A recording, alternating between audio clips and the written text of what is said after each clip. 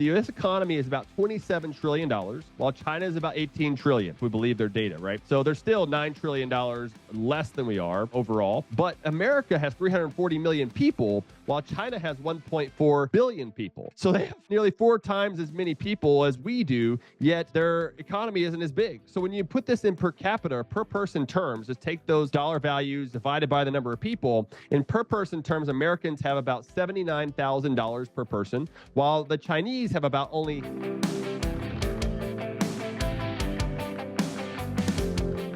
Hello, welcome again to this week's economy. I'm your host, Dr. Vance Ginn. Thank you for joining me. This is episode 35 of this week's economy. We've had a lot of them over the last year plus, so I'm glad that you're continuing to join me. We've got a lot to dig into, so let's get right to it. The first thing is CPI inflation. I know that you've been feeling it. Prices keep going up all around you, and you're like, what the heck is going on? Well, I'm here to tell you that it's moderated is what the headlines will say, and inflation is no more, but it's still up 3%, 3.2%, in fact, year over year. Maybe many of you, your wages haven't been growing that fast, but that's how fast inflation is. Like this basket of goods and services that is made up of a number of things that are all in this basket, and they compare it with 1982 to 84 and say, okay, if you bought that same basket, then how much would it be today? And they look at this index. And right now, month over month for October, it was actually flat, which is a good sign. Wages haven't really kept up a whole lot of the last couple of years, so maybe this will be a good turn in the right direction. But so far, the headline inflation of 3.2%, wages, the weekly earnings, the average weekly earnings, which is the measure that I really like to look at, have been growing faster than that 3.2%. So we're seeing a little bit of an increase in your real inflation adjusted, your purchasing power is increasing, which is a good thing. So let's hope that will continue. Because since Biden has come into office in January of 2021, what we've seen is that wages have not been keeping up. And household income is down about $7,000 since then in inflation adjusted terms, meaning you can't buy as much as you did.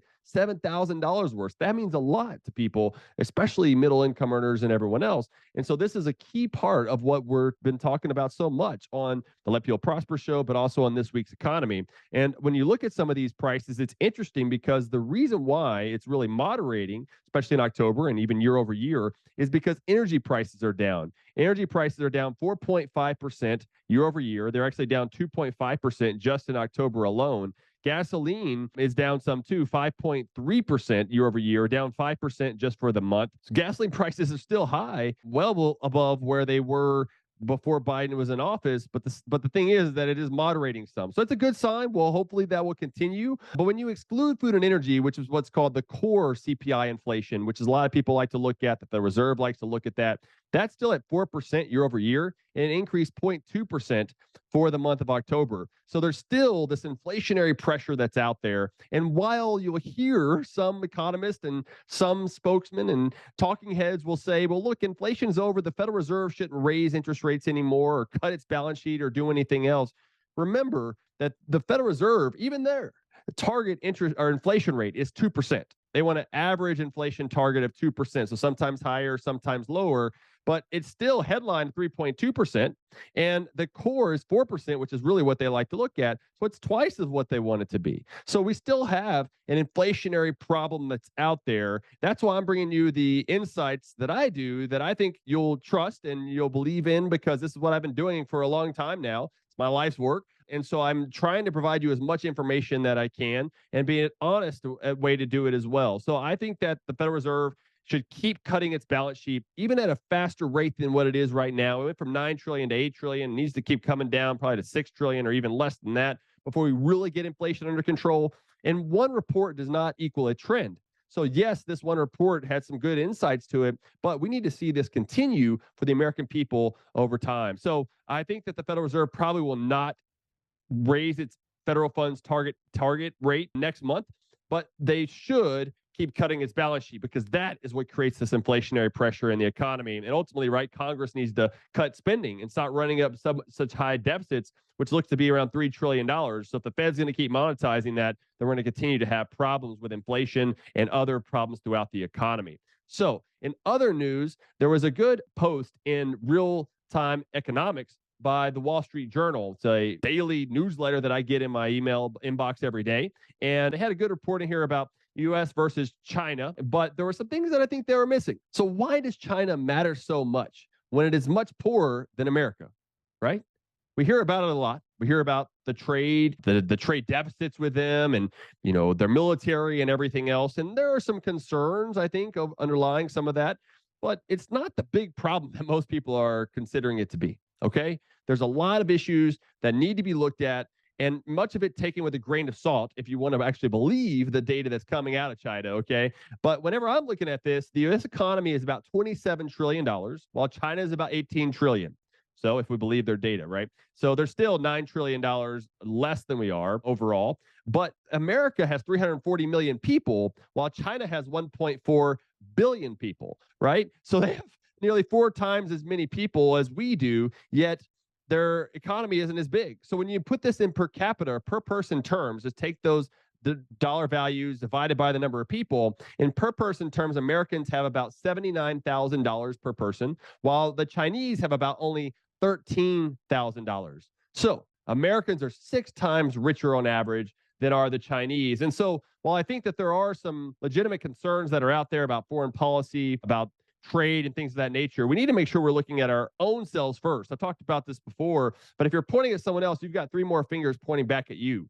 That's really what we need to make sure we have the best economic situation. The institutional framework here is pro-growth, allowing for more growth of less government spending, lower taxes, and less regulation. That's how we provide more free market capitalism that best lets people prosper.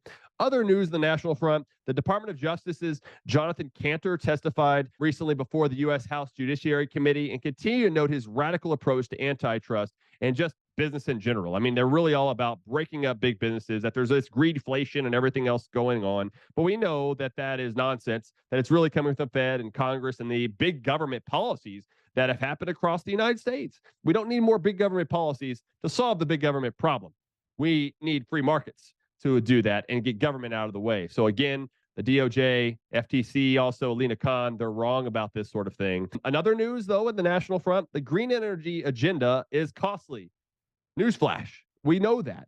But that's what's being pushed on us by Congress, by the Biden administration, Democrats, but the ESG, environmental social governance stuff that's going on with retirement funds across these public pensions, which, I don't think that should happen. I think it should be about doing a fiduciary duty to the retirees, and those funds are getting less returns, lower returns than other types of funds. So why would they be in them? Well, it's about politics, nothing else. And unfortunately, some businesses are seeing the error in their ways and they're moving away from ESG, which I think is a good thing. I mean, they're saying they're doing it to be a good servant and for social justice issues or something else when it comes to the climate and other things. But remember, it is distorting the economy. It's putting more money in certain areas. And this is being forced a lot from the Biden administration as well. It's not just like private businesses are doing it because they want to do it. They're also being forced on this through the SEC, through a lot of the other rules that have been put in place by the Biden administration. It's just an attack on American energy, which is the master resource that's out there. And we've got to get this back under control quickly before we get worse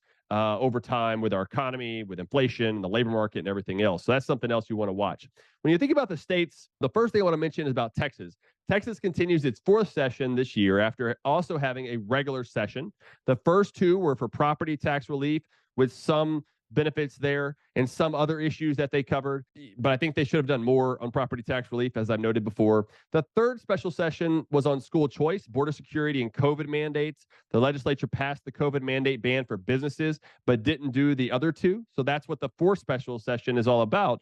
We're seeing some progress on school choice legislation so far. So it's passed the Senate. There's a bill that's passed, SB 1 for school choice, SB 2 on public education or government school funding. They're kind of trying to put all this together. And so we're seeing that happening. And that has already passed the Senate. So they've already put theirs through. Now it's up to the House, which it has been for a number of times about school choice. Well, they passed a bill, House Bill 1, which is combining the school choice measures along with a lot more funding for government schools, about $6 billion more dollars, while only about maybe $500 million for school choice, which will only help, maybe 25,000 people initially. Just not a huge amount compared with the 6.2 million school-age students that are across the state of Texas. It's a drop in the bucket. It's less than 1%.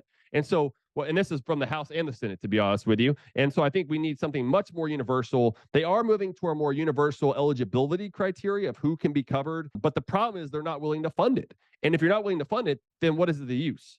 Right. And so I think we need to be pushing them to do something universal that's funded now so we can really shake up education and, more importantly, give parents choices for their kids' education that they know best and that kids will do better over time. That's really how you have transformational change in education. It's not by doing these little tweaks and everything. We really need universal school choice and funding it like 9 other states have done across the country. If not, Texas will continue to fall behind overall. So the bill needs more work. I think it's an uphill battle to see what happens, but the House Public Education Committee did pass out House Bill 1, the first time they passed out a school choice related bill since 2005. So that's big.